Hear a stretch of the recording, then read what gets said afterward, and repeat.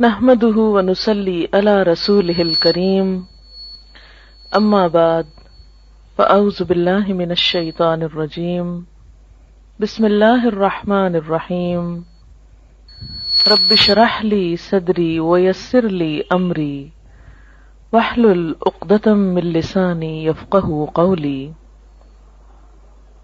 اللہ تعالیٰ کا لاکھ لاکھ شکر ہے جس نے ہمیں انسان بنایا، دنیا کی تمام نعمتیں ہمارے لیے پیدا کی، زمین و آسمان اور ان میں پائی جانے والی تمام چیزیں انسان کے لیے مسخر کی کہ انسان اپنی ضرورت کے مطابق ان چیزوں سے جیسے چاہے حدود کے اندر رہتے ہوئے فائدہ اٹھائے۔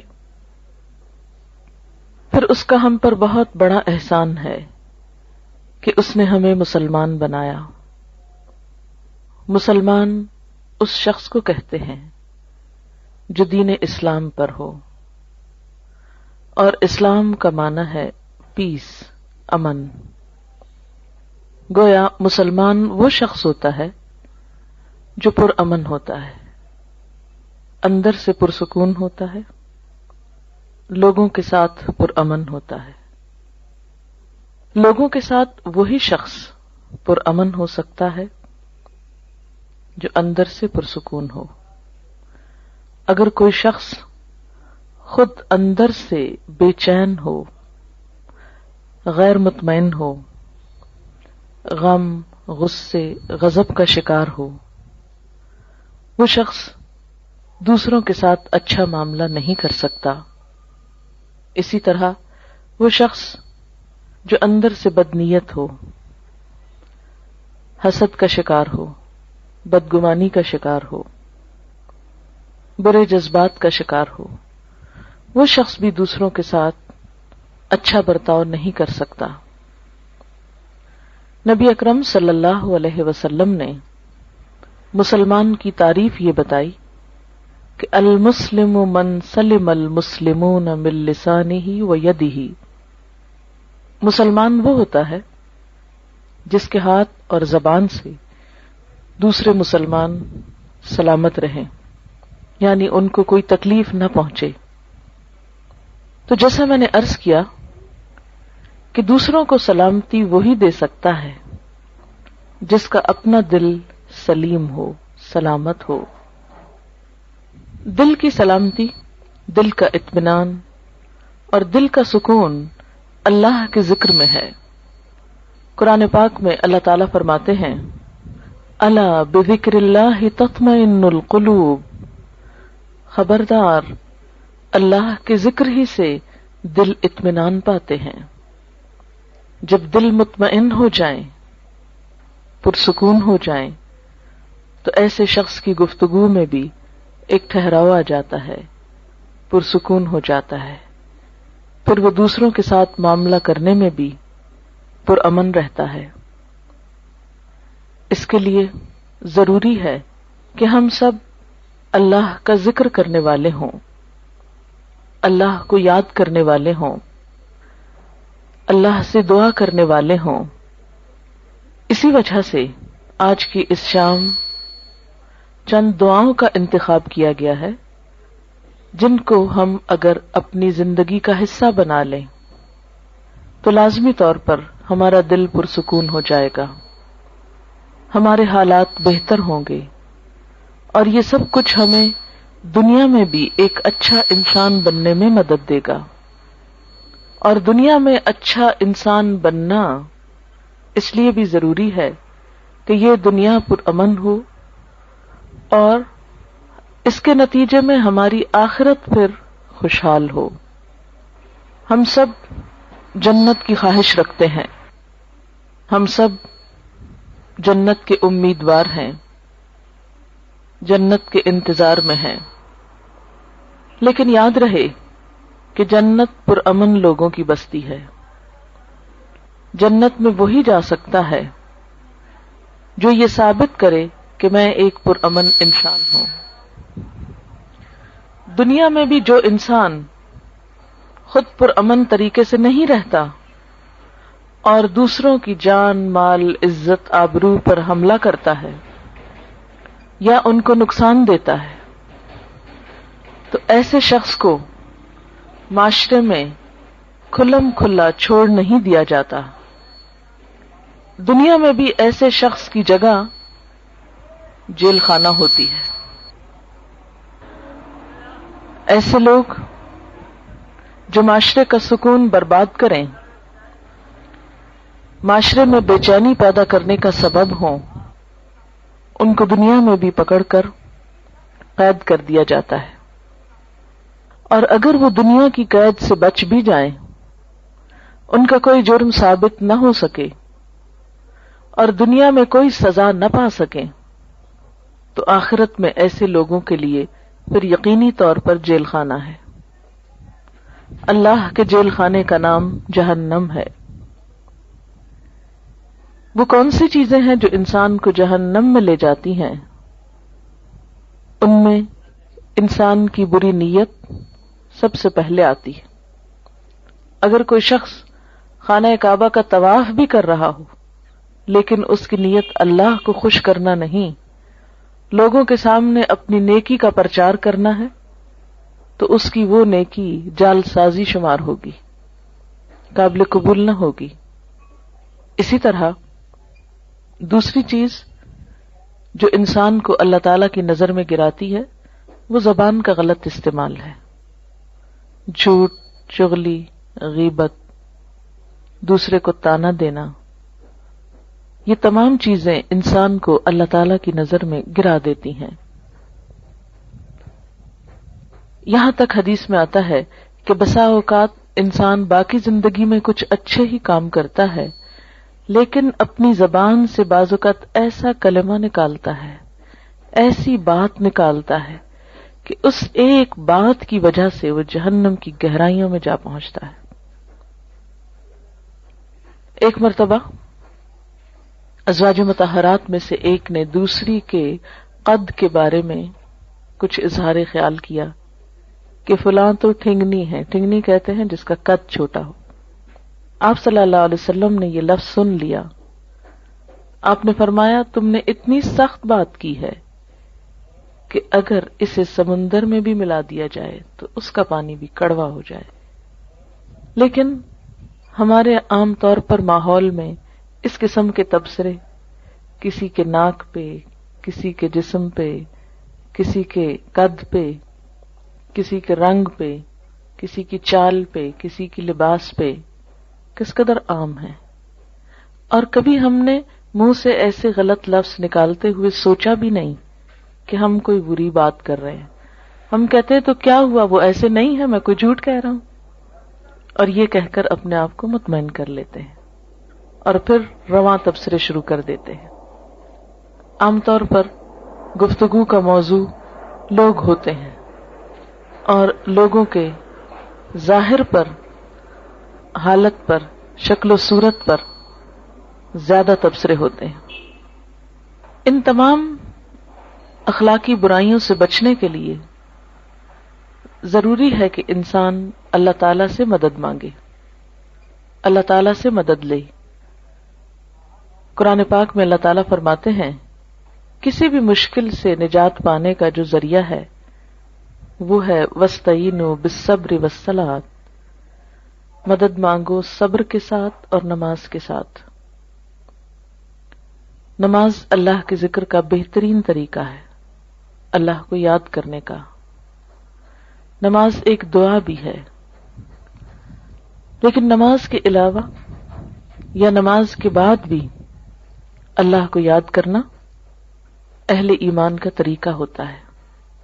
دعا ایک عبادت ہے، نہ صرف یہ کہ عبادت ہے بلکہ عبادت کا بھی نچوڑ ہے، عبادت کا بھی اعلیٰ ترین حصہ ہے۔ حدیث پاک میں آتا ہے کہ جو اللہ سے دعا نہیں مانگتا اللہ تعالیٰ اس سے ناراض ہو جاتا ہے۔ بعض اوقات ہم یہ سمجھتے ہیں کہ اللہ کو تو پتہ ہی ہے ہم کو کیا چاہیے اور وہ تو ویسے بھی دے سکتا ہے، ہمیں مانگنے کی کیا ضرورت ہے۔ نہیں، آپ صلی اللہ علیہ وسلم نے فرمایا جو لوگوں سے مانگتا ہے لوگ اس سے ناراض ہوتے ہیں، اور جو اللہ سے نہیں مانگتا تو اللہ تعالیٰ اس سے ناراض ہوتا ہے. تو ہمیں لوگوں کی طرف توقع رکھنے اور ان سے مانگنے کی بجائے اللہ کی طرف رجوع کرنا چاہیے. دعا انسان کی بندگی، عاجزی اور اس کی عبادت کا ایک ذریعہ ہے، ایک طریقہ ہے. اللہ تعالیٰ اس بات کو ناپسند کرتے ہیں کہ کوئی بندہ اس کے آگے ہاتھ پھیلائے اور پھر وہ ان ہاتھوں کو خالی لوٹا دے، کیونکہ وہ کائنات کا بادشاہ ہے. لیکن عموماً ہم دعا مانگنے میں کچھ ایسی غلطیاں کرتے ہیں کہ جن کی وجہ سے دعا قبول نہیں ہوتی. اس میں سب سے بڑی غلطی یہ ہوتی ہے کہ بسا اوقات ہم دعا تو مانگتے ہیں لیکن غفلت کے ساتھ، توجہ نہیں کرتے. ہمیں یہ نہیں پتا ہوتا ہم مانگ کیا رہے ہیں. بعض اوقات کیا کرتے ہیں، کسی مشکل کے لیے وظیفہ تو پڑھتے رہتے ہیں، کوئی مخصوص آیت 1000 دفعہ پڑھ لی، 2000 دفعہ پڑھ لی، لیکن دعا نہیں مانگتے. ہم سمجھتے ہیں کہ صرف یہ آیت پڑھنے سے ہی کام ہو جائے گا. اس طرح ہم اپنے اوپر ایک ناروا بوجھ بھی ڈالتے ہیں اور دعا سے بھی محروم رہتے ہیں. بعض اوقات ایسی دعائیں مانگتے ہیں جو اس موقع کی مناسبت سے نہیں ہوتی. بعض اوقات ہم کچھ چیزیں تو مانگ لیتے ہیں روٹین میں یا رٹے رٹائے جملے بول دیتے ہیں لیکن ان کو محسوس نہیں کرتے. اور بعض چیزیں ہماری ضرورت کی ایسی ہوتی ہیں کہ جن کو مانگنے کا ہمیں سلیقہ ہی نہیں آتا کہ وہ بھی مانگنی چاہیے. اس لیے وہ تمام چیزیں ہم مانگیں جو نبی صلی اللہ علیہ وسلم نے مانگی. وہ کیوں، کس لیے؟ اس لیے کہ آپ ہمارے لیے ایک بہترین نمونہ تھے. آپ کی دعائیں بھی قبول ہوئیں، آپ کے مانگنے کا طریقہ بھی ہم سے زیادہ بہتر تھا، اور آپ نے وہ تمام چیزیں مانگی جو مانگنی چاہیے اور جو ہمیں بھی اپنی زندگی میں مانگنی چاہیے. یہ زندگی ہمیں ایک دفعہ ملی ہے، اس زندگی کو ضائع ہونے سے بچا لینا چاہیے. دوسرا چانس نہیں ہے. اگر آج ہم نے اپنے وقت اور اپنی زندگی کی قدر نہ کی اور کچھ چیزوں سے محروم رہ کر دنیا سے چلے گئے تو یہ محرومیاں مستقل ہو سکتی ہیں. اس لیے عقل مند شخص وہی ہے جو اللہ سے مانگتا رہے. دعا انسان کی کوششوں میں ہونے والی کمی کو بھی پورا کر دیتی ہے.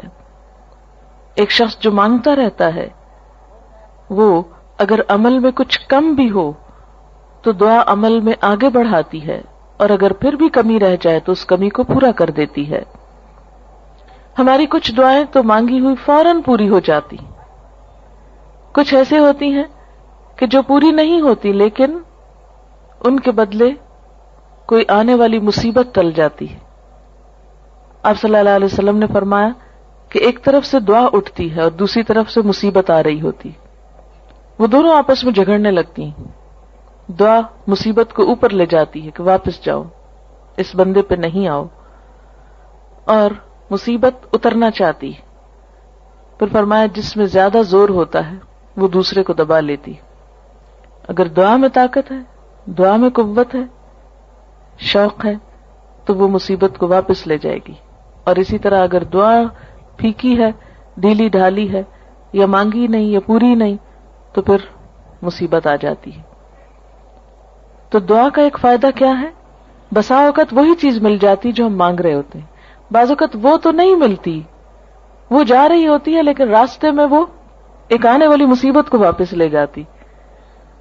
مثلا انسان پہ کوئی بیماری آنے والی ہوتی اور انسان کو نہیں خبر کہ اس کے ساتھ یہ ہونے والا ہے.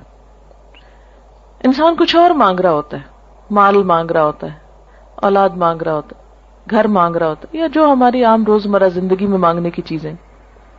اب اس کو وہ تو نہیں ملتا جو وہ مانگ رہا ہے، لیکن وہ مصیبت ٹل جاتی ہے جو آنے والی تھی، کیونکہ اگر وہ آ جاتی تو یہ مانگی ہوئی چیز ملنے کے باوجود وہ اس کی خوشی نہ دیکھ سکتا. مثلا اگر ایک انسان کی موت آ رہی اور وہ زندگی نہیں مانگ رہا، وہ گھر مانگ رہا ہے، اگر اس کی دعا اسی طرح قبول کر لی جائے، اس کو ایک اچھا گھر مل جائے، لیکن گھر ملتے ہی اس کی زندگی باقی نہ رہے، تو اس کو اس گھر کے ملنے کا کیا فائدہ ہوا؟ کوئی فائدہ نہیں، کیونکہ وہ تو زندہ ہی نہ رہا۔ اس لیے اللہ تعالیٰ کو زیادہ بہتر طور پہ پتا ہوتا ہے کہ اس وقت ہماری ضرورت زندگی ہے یا گھر ہے، مثلاً یا صحت ہے یا اولاد ہے۔ بعض اوقات انسان اولاد کی دعا کرتا ہے، بیٹے کی دعا کرتا ہے، جو ہمارے معاشرے میں عام طور پر ہے، لیکن اللہ تعالیٰ وہ نہیں دیتا، اس کے بدلے میں کچھ اور دے دیتا ہے جو اس سے زیادہ انسان کی ضرورت ہوتا ہے۔ تیسرا طریقہ یہ ہوتا ہے کہ جو کچھ انسان مانگتا ہے وہ نہ تو وہ ملتا ہے، نہ مصیبت ٹلتی ہے، بلکہ آخرت کے لیے جمع ہو جاتا ہے، انسان کی نیکیوں میں بدلتی جاتی ہے دعا۔ کوئی مانگی ہوئی دعا ضائع نہیں جاتی۔ یہ یاد رکھیں کہ دعا ایک ایسی نیکی ہے جو ضائع نہیں ہوتی، وہ اپنا اثر ضرور رکھتی ہے۔ کچھ کام تو ایسے نا جو ہم کرتے بھی رہیں تو ضائع ہوتے جاتے ہیں، کوئی نتیجہ ہی نہیں نکلتا۔ مثلا دنیا میں کئی ایسے بزنس ہوتے ہیں، انویسٹ کرتے ہیں لیکن اس کو کوئی فائدہ نہیں ہوتا، الٹا نقصان میں جاتے ہیں، لیکن دعا ایسی انویسٹمنٹ ہے جو ضائع نہیں جاتی۔ آپ مانگتے چلے جائیں، اگر دنیا میں کچھ نہیں بھی ملا تو آخرت میں اس کے بدلے میں اتنا کچھ جمع ہو جائے گا کہ وہاں جا کر انسان تمنا کرے گا، اے کاش میری کوئی دعا دنیا میں نہ سنی جاتی اور مجھے آج ہی سب کچھ مل جاتا۔ پیغمبر ساری زندگی ایک دعا مانگ کر مایوس نہیں ہوئے۔ حضرت زکریا علیہ السلام ایک جگہ پر کہتے ہیں وَلَمْ أَكُمْ بِدُعَائِكَ رَبِّ شَقِيًّا، کہ اے میرے رب تجھ سے دعا مانگ کر تو میں کبھی نامراد ہوا ہی نہیں۔ یہ تو ایسا کام ہے جس کے بعد نامرادی ہے ہی نہیں، نقصان ہے ہی نہیں، خسارہ ہے ہی نہیں، اس لیے انسان کو مانگتے رہنا چاہیے۔ وآخر دعوانا ان الحمد للہ رب العالمین۔ سبحانک اللہم وبحمدک نشہد ان لا الہ الا انت نستغفرک ونتوب الیک۔ والسلام علیکم ورحمۃ اللہ وبرکاتہ۔